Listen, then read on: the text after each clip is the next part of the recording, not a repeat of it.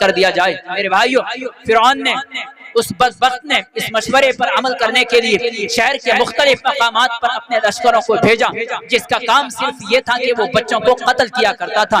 اتنے بچے قتل کیے گئے، اتنے بچے قتل کیے گئے، قصص الانبیاء کے مؤلف نے لکھا ہے ان مقتولین بچوں کی تعداد 70,000 تک پہنچتی۔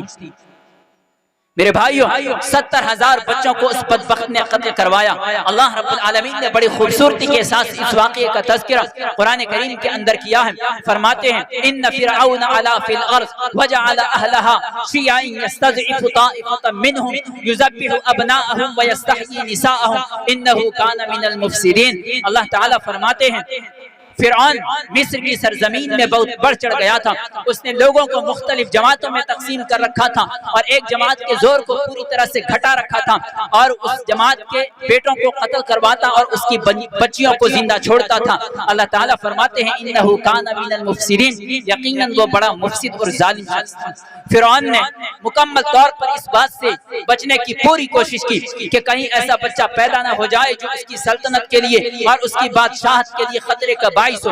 حتیٰ کہ اس کمبخت نے ایسے آدمی بھی مقرر کر رکھے تھے جو حاملہ عورتوں کے پاس جا کر کے چکر لگایا کرتے تھے۔ جن عورتوں کے پیٹ میں بچہ ہوا کرتا وہ آدمی اس کے ارد گرد جا کر کے چکر لگایا کرتے، اور پھر جب وہ عورتیں بچے کو جنم دیتی تھی اور وہ لڑکا ہوتا تو فوراً ہی اس کے سر کو دھڑ سے جدا کر دیا جاتا تھا۔ میرے بھائیو، فرعون نے 70,000 بچوں کو وہاں پر قتل کروایا، مصر میں قتل کروایا، لیکن اللہ رب العالمین کی بنائی ہوئی تقدیر میں کچھ اور ہی لکھا تھا۔ تقدیر اپنی زبان سے چیخ چیخ کر یہ کہہ رہی تھی ابے ظالم، جس ذات سے جس بچے سے تو بچنے کے لیے سر توڑ کوششیں کر رہا ہے اس ذات نے یہ فیصلہ کر دیا ہے، جس بچے سے تو بچنے کے لیے معصوموں کو قتل کروا رہا ہے اس ذات نے یہ فیصلہ کر دیا ہے کہ اس بچے کی تربیت تمہارے گھر میں ہوگی، اس بچے کی تربیت تمہارے بستر پر ہوگی۔ وہ بچہ شاہی خاندان سے کھائے گا، وہ بچہ شاہی مشروبات کو پیے گا، جو تو کھاتا ہے وہ بچہ بھی کھائے گا، اور جو تو مشروبات پیتا ہے وہ بچہ بھی اسی مشروبات کو پیے گا۔ میرے بھائیو، پورے مصر میں فساد اور پورے مصر کے اندر فساد اور ظلم کا سلسلہ جاری تھا۔ اسی دوران حضرت موسیٰ علیہ السلام کی والدہ حالت حمل میں آتی ہیں۔ ظالموں کو اس کا علم بھی نہیں ہو سکا۔ اللہ رب العالمین نے حقیقت حال کو ان لوگوں سے مخفی رکھا۔ پھر موسیٰ علیہ السلام کی ولادت اور ان کی پیدائش آدھی رات کو ہوتی ہے۔ حضرت موسیٰ علیہ السلام کو اس سے، ان کی والدہ کو اس سے بہت زیادہ خوشی ہوئی، لیکن جتنی خوشی تھی اس سے زیادہ اس ظالم کا ڈر تھا۔ ظالم نے پورے مصر کے اندر جو ظلم کا طوفان کھڑا کر رکھا تھا، حضرت موسیٰ علیہ السلام کی والدہ کے دل میں اس سلسلے کو لے کر کے بہت زیادہ خوف اور اندیشہ تھا۔ جب حضرت موسیٰ علیہ السلام کی پیدائش کے بعد 3 ماہ تک ان کی والدہ نے ان کو دودھ پلایا۔ پھر جب اندیشے اور خطرات بہت زیادہ بڑھنے لگے تو اللہ رب العالمین نے حضرت موسیٰ علیہ السلام کی والدہ کے دل میں ایک بات ڈالی جس کا تذکرہ قرآن کریم کے اندر ملتا ہے۔ اللہ تعالیٰ نے فرمایا وَأَوْحَيْنَا إِلَىٰ أُمِّ مُوسَىٰ أَنْ أَرْضِعِيهِ فَإِذَا خِفْتِ عَلَيْهِ فَأَلْقِيهِ فِي الْيَمِّ وَلَا تَخَافِي وَلَا تَحْزَنِي إِنَّا رَادُّوهُ إِلَيْكِ وَجَاعِلُوهُ مِنَ الْمُرْسَلِينَ۔ اللہ رب العالمین نے حضرت موسیٰ علیہ السلام کی والدہ کے دل میں یہ بات ڈالی کہ تم اس بچے کو دودھ پلاؤ، اور پھر جب تمہیں ظالم کے ظلم کا اندیشہ ہو تو اس بچے کے لیے صندوق تیار کرو، اپنے بچے کو اس صندوق میں رکھو اور اس صندوق کو دریائے نیل میں لے جا کر کے ڈال دو۔ حضرت موسیٰ علیہ السلام کی والدہ سے یہ بھی کہا کہ دریائے نیل میں اس صندوق کو ڈالنے کے بعد نہ تمہیں خوف کرنا ہے اور نہ تمہیں غم کرنا ہے، اِنَّا رَادُّوهُ إِلَيْكِ وَجَاعِلُوهُ مِنَ الْمُرْسَلِينَ، ہم یہ بچہ تمہاری طرف لوٹائیں گے اور اس بچے کو ہم رسول بنائیں گے۔ میرے بھائیو، اللہ رب العالمین نے جب حضرت موسیٰ علیہ السلام کی والدہ کے دل میں یہ بات ڈالی، انہوں نے اپنے چہیتے اور لاڈلے کے لیے اس صندوق تیار کیا اور اس صندوق میں اپنے چہیتے کو رکھا اور اس صندوق کو دریائے نیل میں لے جا کر ڈال دیا۔ وہ صندوق بہتا ہوا فرعون کے محل کے قریب سے ہو کر کے گزرا۔ اللہ رب العالمین نے اس صندوق کے لیے فرعونی محل کی عورتوں کو تیار کر دیا۔ وہ عورتیں اس صندوق کو لے کر کے شاہی محل میں آتی ہیں اور سب کو معلوم تھا یہ بنی اسرائیل کا بچہ ہے جس کے خلاف دربار شاہی سے قتل کا فرمان جاری ہوا ہے۔ میرے بھائیو، حضرت موسیٰ علیہ علیہ السلام کو اللہ رب العالمین نے فرعون کے محل میں بڑی آسانی سے داخل کر دیا. جس کی بھی نگاہ حضرت موسیٰ علیہ السلام پر پڑتی اللہ تعالیٰ اس کے دل میں حضرت موسیٰ کے لیے محبت پیدا کر دیتے. فرعون کی بیوی آسیہ کی نگاہ جب موسیٰ علیہ السلام پر پڑی ہیں اللہ تعالیٰ نے اس کے دل کے اندر بھی محبت پیدا کر دی. وہ اپنے شوہر فرعون سے کہنے لگی عسیٰ ان ینفعنا او نتخذہ ولدا، شاید کہ یہ بچہ ہمارے لیے نفع بخش ہو یا ہم اس بچے کو بیٹا بنا لیں. میرے بھائیو موسیٰ علیہ السلام قتل ہونے سے بچ گئے. پھر جب وہ دودھ کے لیے روئے ہیں تو ساری عورتیں فرعونی محل میں جتنی عورتیں تھیں ساری عورتیں پریشان ہوئی اور دودھ پلانے والی بہت سی عورتوں کو بلایا گیا. حضرت موسیٰ علیہ السلام نے ان عورتوں میں سے کسی ایک کی چھاتی کو قبول نہیں کیا اور کسی ایک کے دودھ کو بھی حضرت موسیٰ علیہ السلام نے نہیں پیا. اللہ رب العالمین نے ساری عورتوں کی چھاتیوں کو حضرت موسیٰ علیہ السلام کے لیے حرام کر دیا تھا. وحرمنا علیہ المراضع من قبل، اللہ تعالیٰ فرماتے ہیں حضرت موسیٰ علیہ السلام کی والدہ کے دودھ پلانے سے پہلے جن عورتوں نے دودھ پلانے کی کوشش کی تھی ان ساری عورتوں کی چھاتیوں کو ہم نے موسیٰ علیہ السلام کے لیے حرام کر دیا تھا. پھر کسی کے رہنمائی پر موسیٰ علیہ السلام کی والدہ کو بلایا گیا اور ماں نے جیسے ہی اپنے بچے کو سینے سے لگایا حضرت موسیٰ علیہ السلام پورے شوق و رغبت سے دودھ پینے لگے. میرے بھائیو، اور اس طریقے سے مقصد صرف یہ تھا کہ موسیٰ علیہ السلام کسی طریقے سے ان کی والدہ تک پہنچ جائے. اسی لیے اللہ رب العالمین نے دوسری عورتوں کی چھاتیوں کو ان کے لیے حرام کیا تھا. میرے محترم سامعین کرام، آپ اپنے بچوں کی تربیت کے لیے، آپ اپنے بچوں کی پرورش کے لیے، آپ اپنے بچوں کو نیک اور صالح بنانے کے لیے اللہ تبارک و تعالیٰ نے جن انبیاء کرام کا تذکرہ قرآن کریم کے اندر کیا ہے آپ ان انبیاء کرام کا تذکرہ اپنے بچوں کے سامنے کریں. ان کے دل کے اندر بچپن سے ہی انبیاء علیہ السلام کی محبت پیدا کریں. پھر یہ توقع اور امید رکھیں کہ وہ بچہ آگے چل کر کے نیک اور صالح بنے گا. بصورت دیگر صرف ایک خواب ہے جس خواب کی تعبیر آپ کو کم سے کم اس دنیا کے اندر نہیں مل سکتی.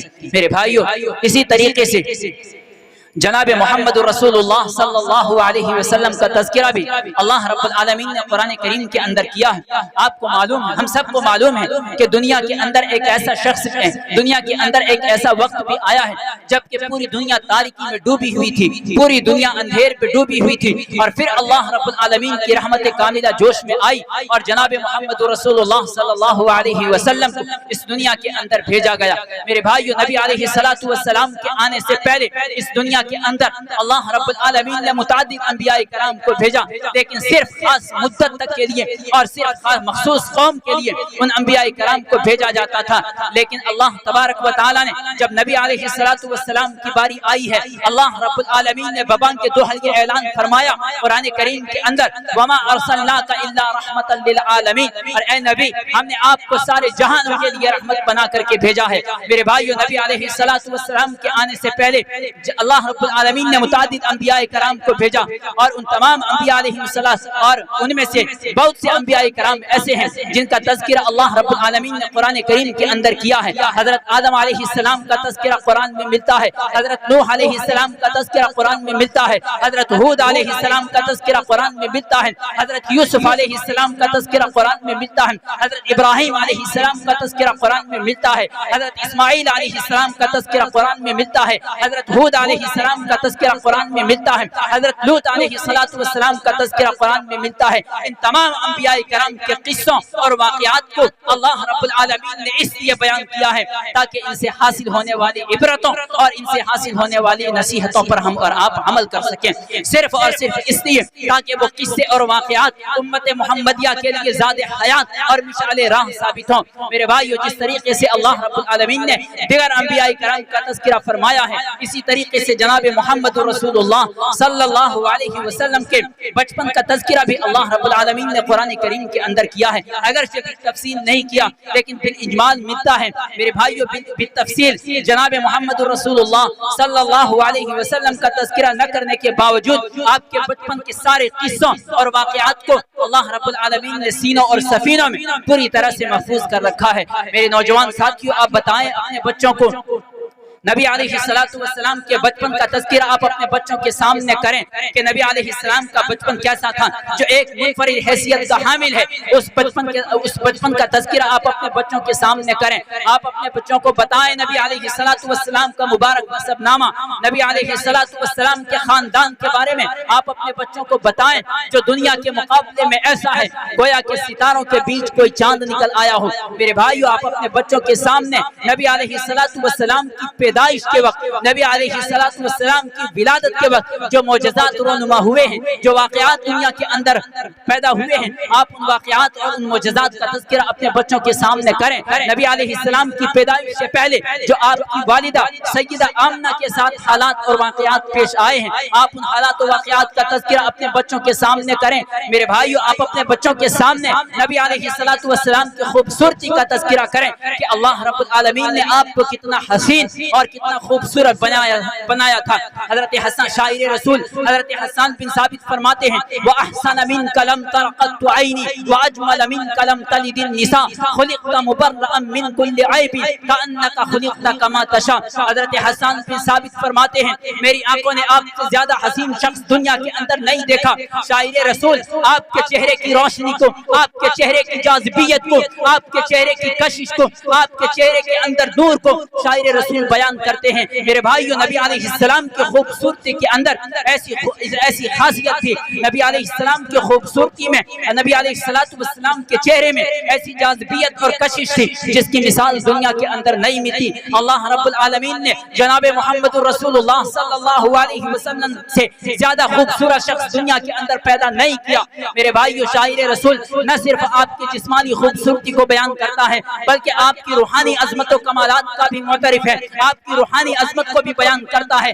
نبی علیہ السلام کو ہر عیب و نقص سے پاک پیدا کیے گئے۔ یہ اس بات کا اعتراف ہے کہ اخلاق و کردار کے اعتبار سے بھی جناب محمد رسول اللہ صلی اللہ علیہ وسلم دنیا کے باقی انسانوں سے بالکل مختلف اور الگ ہیں۔ اخیر میں حضرت حسان بن ثابت محبت بھرے انداز میں کہتے ہیں کأنک خلقت کما تشاء، ایسا محسوس ہوتا ہے گویا کہ آپ کو آپ کی چاہت و منشا کے مطابق پیدا کیا گیا۔ میرے بھائیو، جناب محمد رسول اللہ صلی اللہ علیہ وسلم کا اس دنیا کے اندر تشریف لانا یہ اس بات کا اعلان تھا کہ اب دنیا سے تاریکی ختم ہوگی اور پوری دنیا کے اندر روشنی عام ہوگی۔ میرے محترم سامعین کرام، میں آپ سے ادباً گزارش کروں گا، آپ اپنے بچوں کی تربیت کے لیے، آپ اپنے بچوں کی پرورش کے لیے، آپ اپنے بچوں کو نیک اور صالح بنانے کے لیے انبیاء علیہ السلام کے قصوں کا سہارا لیں۔ انبیاء علیہ السلام کا تذکرہ جو اللہ رب العالمین نے قرآن کریم کے اندر کیا ہے، آپ ان واقعات اور ان قصوں کا تذکرہ اپنے بچوں کے سامنے کریں اور پھر یہ امید رکھیں اپنے بچوں سے کہ وہ آگے چل کر کے نیک اور صالح اولاد کی شکل اختیار کرے گا۔ بصورت دیگر امیدیں کرنا صرف ایک خواب ہے جس خواب کی تعبیر ہمیں اور آپ کو اس دنیا کے اندر نہیں مل سکتی۔